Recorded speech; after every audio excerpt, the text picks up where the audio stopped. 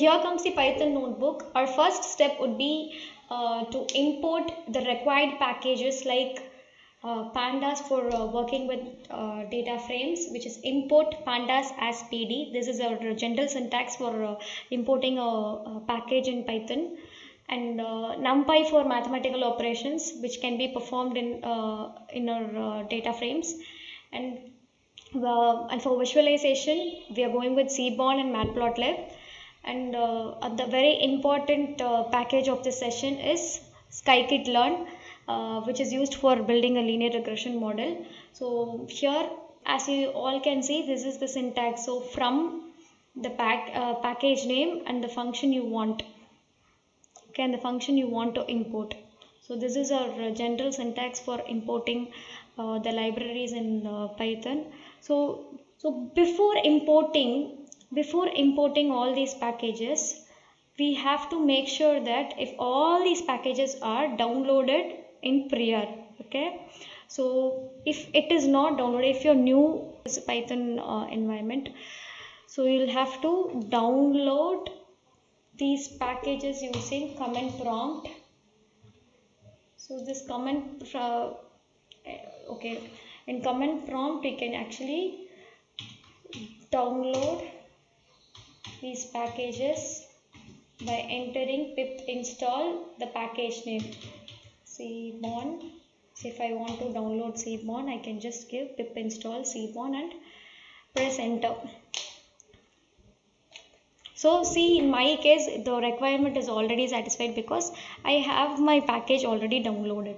So there is no need to download each and every time. So you will have to just import it. If you are using it for the first time, just use this pip install the required package name and then press enter, and then come here and use the import command to use the package for the session. So here, so this is the whole chunk of I just want to execute this chunk by pressing shift plus enter.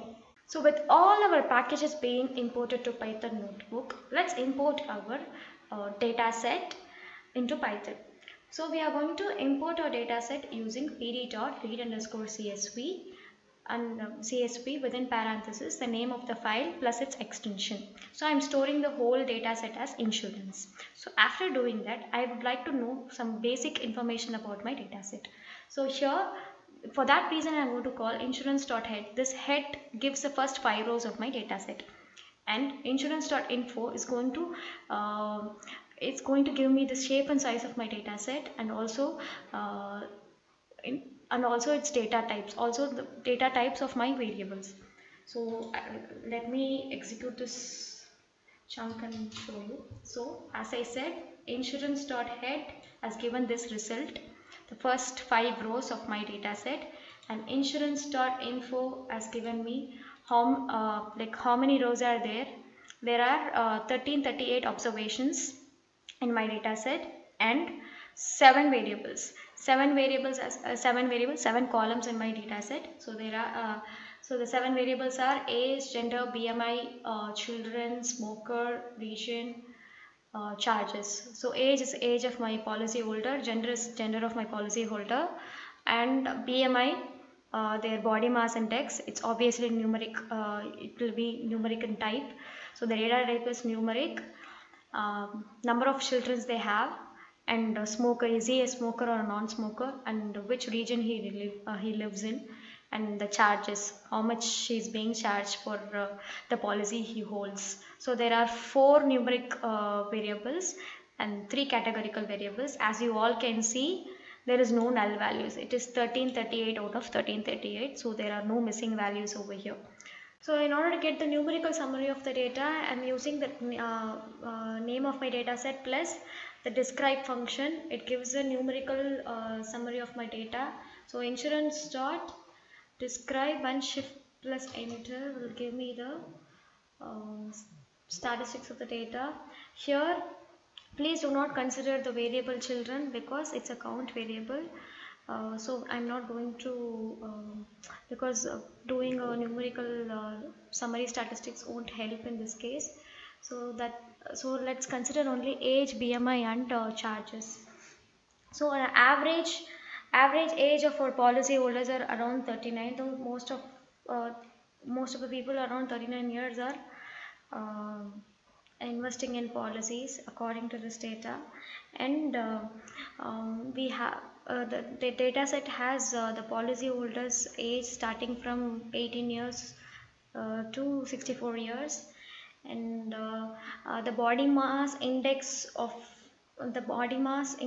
most of the peoples are falling around 30.66, with a minimum of 15.96 to the very high value of 53.13. And here, in case of body mass index, the standard deviation seems to be very less when compared to all the three, when compared to two other variables. So it means that the data points are not far enough from the average. And on an average, when we comes to the variable charges, on an average charges comes around 13,270, with a very high standard deviation of 12,110, which says all the data points are not, no way, it's not at all close to the mm, close to our mean. So it's like it is widely spread out. The distribution is like scattered, and the minimum amount charged for a policy is 1,121, and the maximum amount charged is 6,37,720. So here, so after this, uh, so in order to know the categorical summary of the data, I'm going to use value underscore counts. This value underscore counts will give the levels of categories in each variable with its corresponding counts. So the syntax of this particular value count is as follows. See, look at this. Name of the data frame, within the square brackets you'll have to mention which variable you want to get the summary of. Dot value underscore counts. So this is how you'll have to use this function. So I'm going to execute this particular chunk. So we have 4 categorical variables. So I told you, even children it's not a categorical variable, it's a count variable, which I'm going to treat it as category itself. Yeah. So see, in under gender we have male and female. So there are 676 males have enrolled in the policy, and female 662 females are enrolled in our policies as well. And so these are the regions. The next variable is region. So people are from 4 different regions: southeast, northwest, southwest, northeast. So in each and every region there are equal amount of there are equal number of peoples has had signed our policies. Next, there are 2 levels in smokers. One is S and no.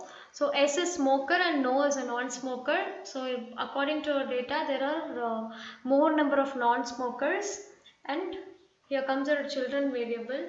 So it is ranging from zero kid, ranging from no child till 5 children. So they have like number of policyholders five who have 5 children are very less um, when compared to policyholders who does not even have a kid. So this is all about our categorical summary. So now let's move on to the variable selection. So here I'm going to work with categorical and count variables. So let's see what is the relationship between our independent categorical variable and under dependent variable charges. So so first I'm going to plot gender versus charges. Secondly, uh, region versus charges, and smoker versus charges, and children versus charges. So I'm going to draw a box plot using Seaborn package. So SNS is my ally's name of the Seaborn package, which has been called in the uh, in the first chunk. So SNS dot box plot x is equal to gender, y is my charges, the data is, so you'll have to mention the data, that is insurance. So after that, I want all these charts to be built in this chunk. I mean, displayed in the output right away. Uh, so I have written plot dot show after each and every code. So if I just run this code, you can see all the plots printed one after the another. Okay, see, as you all can see, gender versus charges says that um, based on male and female, there is a difference in the charges. So charges is charges depends upon the variable gender can be included in our predictor set. And then when it comes to region and charges, see, at each and every level, each and every region has different charges. So there is a difference in each and every region. So based on the region, the charges can change. So that this plot visually showed us there is a relationship between region and charges, and so as smoke current charges as well. See, for those who uh, those who smoke, the charges is very high. For those who do not smoke, they have the insurance company has charged them less. So obviously it's evident, it is actually evident that on charges, the variable smoker has a significant impact on the charges. So we are including the variable smoker to our predictor set. And same case with children as well. See, based on, see, at each and every level, the policyholder who has no kit happen to have a very uh, low charges, and so on and so on. Like, see, for each and every level. So we are going to include children also into our predictor set. And between children and age also, see, there is no much correlation. Children age and it's like they're like weakly correlated. They are not even correlated, just 4% or just 1.25%. So we are actually good to go with the predictor set. No need to exclude any of the variables. With all our categorical variables being selected as a predictor variables, now we are going to run correlation test for selecting our numerical variable as predictor variables. So I wanted to drop the dependent variable charges and the count variable children from the data set, where I am going to conduct a correlation test for my other numerical variables. So here I am using the function drop. The general syntax for dropping dropping certain variables from our data set is the name of the data set dot drop within parenthesis which column you would like to drop. And if you want to delete the whole column, then you will have to mention axis is equal to 1. If not, if you want to remove it by row, then say axis is equal to 0. And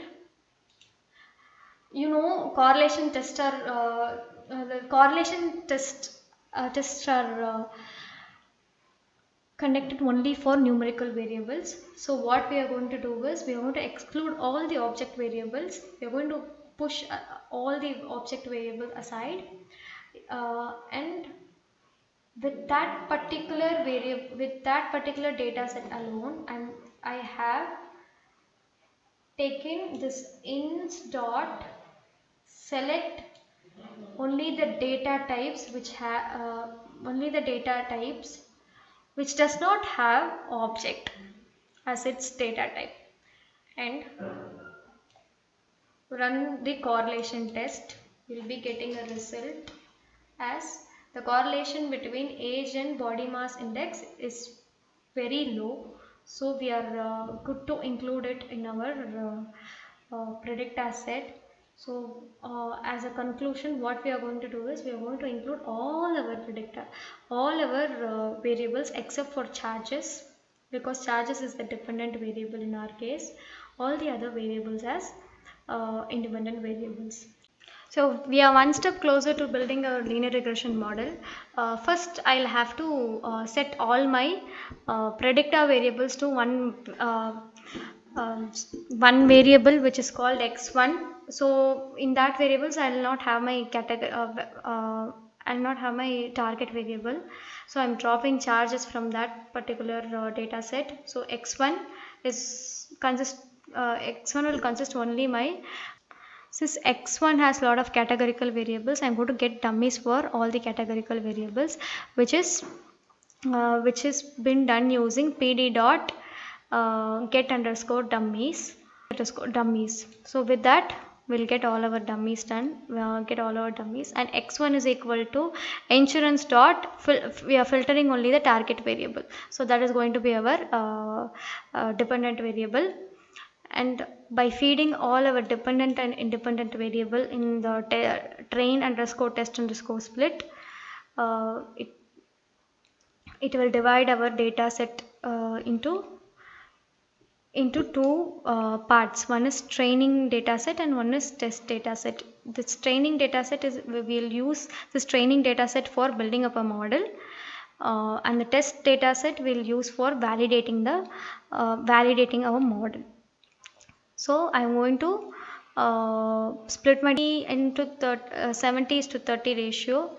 So here my training data, the test size is 30% of my data, and I'm fixing random is equal to 3 because I want my split to stay constant. So it should not change each and every time I run. So it will remain constant. I'm setting my seed as 3, so it won't change. It just remains just like that. And after, let me execute this program and show to you. See, I just printed the shape and size of my data set. So it shows how many rows and columns are there. As you all can see, it's a 70-30 split.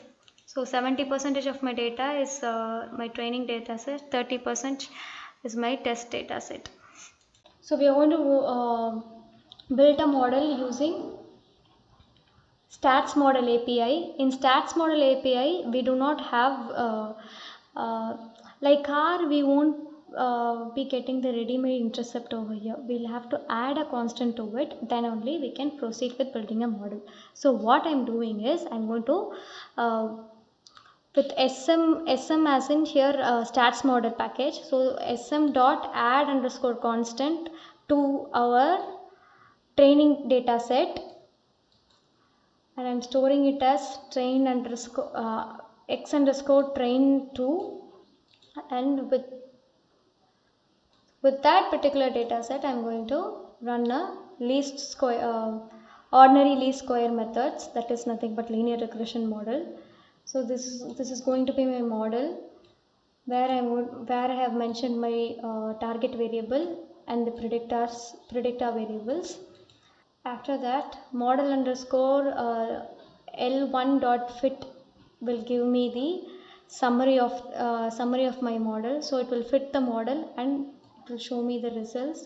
So I'm going to call results 1 dot summary. So results results fun dot summary will give me the model summary. This R squared value gives the shows that 75% of the observed variation can be explained by the model's input. All the inputs which I have, the predictor variables, can explain 75% of my dependent variable. So it's actually good to go. 75% is actually a good fit. If we want to improvise it, we can do it with removing the outliers. Those are all like it's a lengthier concept. I'll explain you in the next video. And the adjusted R square, if at all we have any unwanted or the unwanted predictor variables which does not correlate with our target variable, then this will start reducing. Start reducing. In this in our case, it's actually very close to each other. So we have all our predictor variables are in a good relation, has a proper relationship with our target variable, so no need to worry about it.